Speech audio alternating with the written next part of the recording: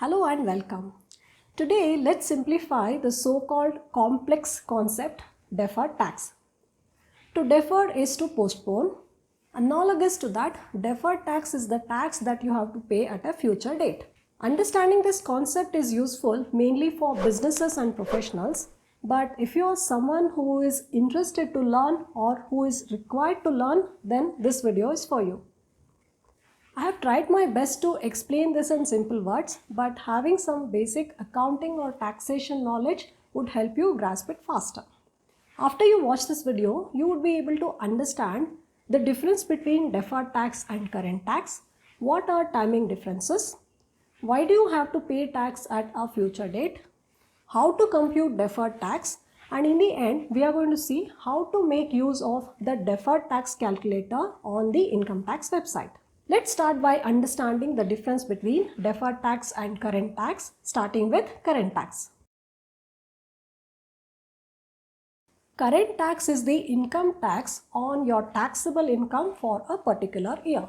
Let's say your taxable income is 5 lakh, be it salary, capital gains, business income, etc. for FY23. Assuming a tax rate of 10%, ignoring exemptions, deductions, rebates, etc., you have to pay an income tax of 50k. This is the current tax. Now, deferred tax. It arises because of difference in taxable income and accounting income. Taxable income is the income as per income tax provisions, and accounting income is computed on the basis of accounting policies, accounting standards, etc. And this is your net profit as per profit and loss statement. If there is a difference between taxable income and accounting income, this is when deferred tax comes into play. Or we can say that you have to compute deferred tax when your taxable income is not equal to accounting income. Before we understand why do we have this difference, let's first talk about types of difference. First, permanent difference. As the name suggests, this difference is permanent. So once this difference arises, it won't be reversed in future years. For instance, penalty or fine that you pay. Even though this appears as expense in your P&L statement, you will not be able to avail this deduction in your ITR because this is specifically disallowed. Next, timing difference. These are temporary differences. So, difference that arise in 1 year can be reversed in future years. For instance, if you don't deduct TDS on expense on which TDS is applicable, then that would be your timing difference. In later years, when you deduct TDS, you can reverse this difference. For computing deferred tax, permanent differences are not relevant because these don't get reversed in future. So, timing difference is the reason why we compute deferred tax. If this is clear to you, let's deep dive and talk a bit more about timing differences. Let's say you are into construction business. For FY23, let's say your book profit, that is net profit as per your P&L statement, let's say it is 100 lakh. Now you could have timing differences because of many reasons. 1. Depreciation. 2. If you don't deduct TDS. 3. If you don't make certain payments within the due date of your income tax return. 4. If you have preliminary expenses. 5. If you have deferred revenue expenditure. Now, we have these differences because of change in accounting treatment as per books of account and that as per IT provisions. To have a better understanding of this, let's consider some practical examples. But for ease of understanding, let's pick up the first 3 and see why do we have timing differences, starting with depreciation. Let's say for FY23, you have purchased a machinery, say an excavator. Cost is 10 lakh. Estimated useful life 5 years. If you follow SLM method of depreciation, that is straight line method, depreciation is equal to cost of asset divided by its life.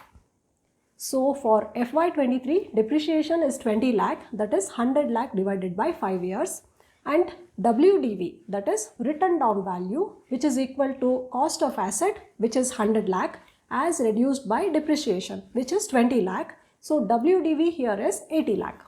Let us now compute depreciation as per IT provisions. Let's say the rate of depreciation is 30%. So 30% of 100 lakh would be 30 lakh and WDV here is 70 lakh. If you observe, depreciation as per books is 20 lakh and as per income tax provisions it is 30 lakh. And this 10 lakh difference is your timing difference. Now the second one, that is when you don't deduct TDS. Again for FY23, let's say you hire a tax professional to file your income tax return for a professional charge of 50k. On this you have to deduct TDS at 10%, that is 5k. Let's say the last date to file your ITR is 31st July 2023.